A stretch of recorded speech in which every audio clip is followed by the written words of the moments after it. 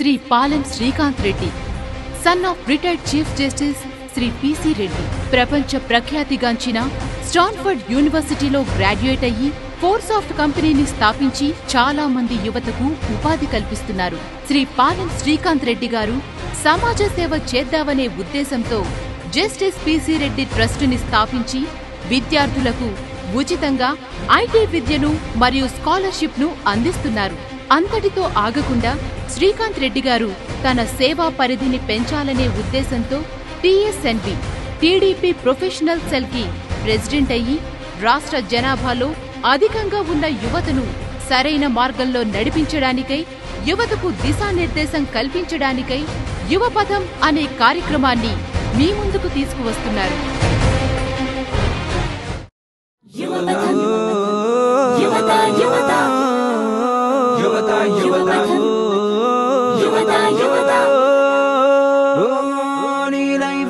దేశానికి లైఫ్, నీ దృష్టిని మళ్లించటు వైపు, ఎమోషన్ ని పక్కన పెట్టు, లక్ష్యాన్ని గురి చేసి కొట్టు.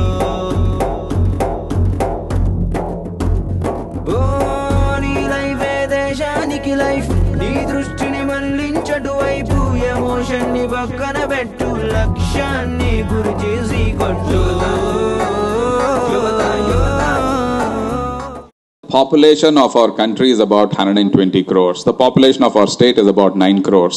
The mode age of the country and the state is 23.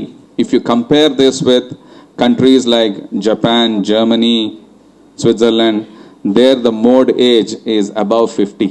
So what that means is, in India, youth is the single largest chunk of the population.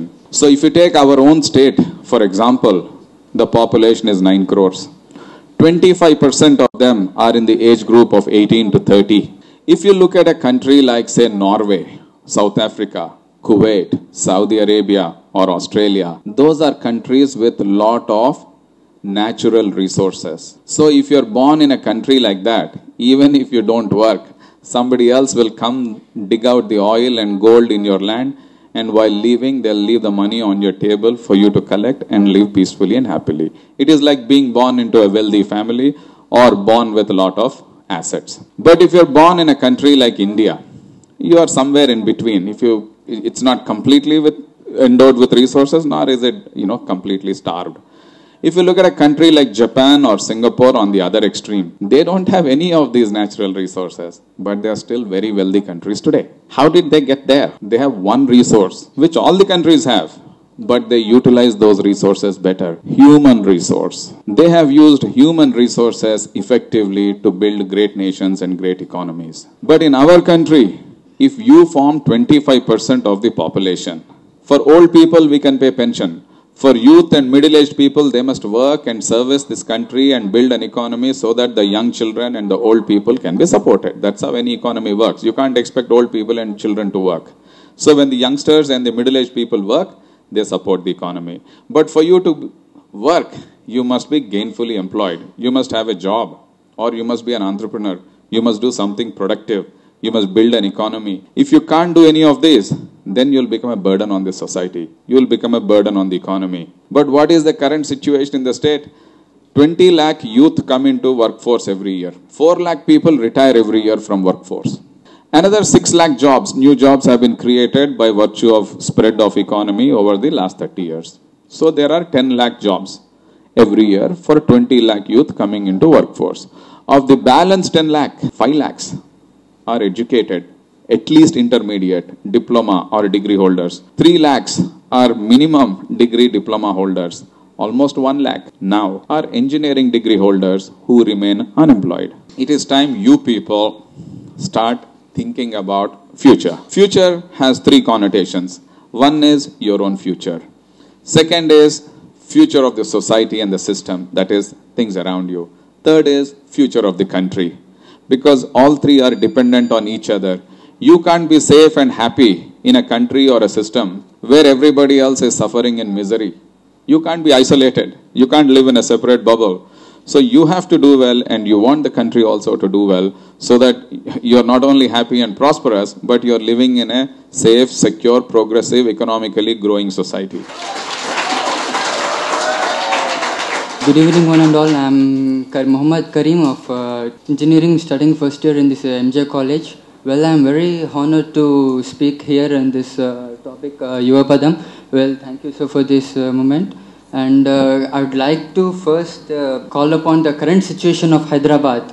You get to see the recent bomb blast in Dilshuk Nagar and the Makkah Masjid blast, or most of you ever that the Peddama Temple Dilshuk Nagar blast. And I would like to question, why is this only happening in our city, or to be more specific, in India?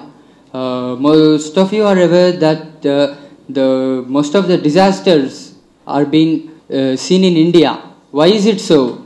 Bombay blasts, or most of you should be aware of the Bhopal gas tragedy, which have taken nearly 20,000 lives directly or indirectly. It is just, the answer is simple. It is because of you, the individual citizen, who has not fulfilled your duties. Yes, this is the answer. You should be a responsible citizen of India.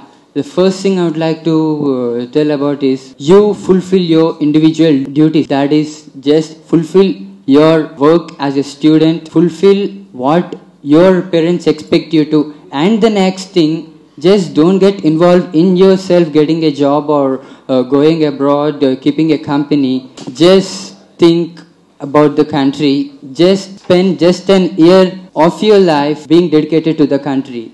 That would surely make a change. Yes, I do challenge. You know, things like Dilshuk Nagar blast, these are not good for image of Hyderabad. Number two, he's saying you are all responsible for this, because you are too self-centered and you are not worried about the country. So you should start worrying about the country. These are the three things he said. Anybody wants to ask him any questions? People have elected a government for us to look after the things like bomb blast and all. And what we have to do is concentrate on our studies and make a good economy for our country. The government is doing that purpose. That's the thing what I want to say. I just don't mean anything bad to you. Yes. You I'd like to ask you, how much have you done, and what measures do you suggest for our people, for the betterment of the society? That's it. Yeah. To be precise, my friend, I too haven't done anything, and yes, it's a matter of shame. I speak about the problems and I haven't done anything. Yes, I do apologize, but I don't think this is the time to do. I can't do anything on myself.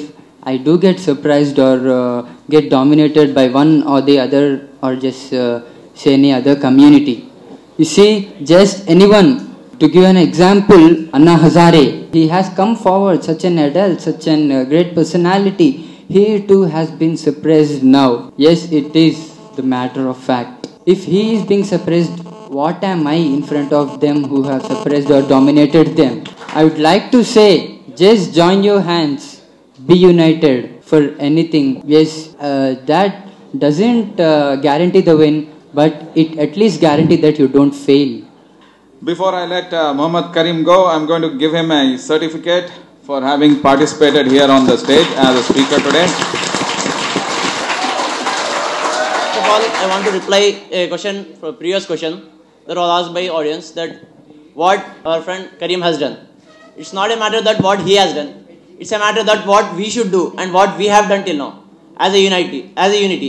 We live in a, suppose consider a society where we live, where we are facing from some problems, and consider a society of having some good combination of youth, elders and some good people.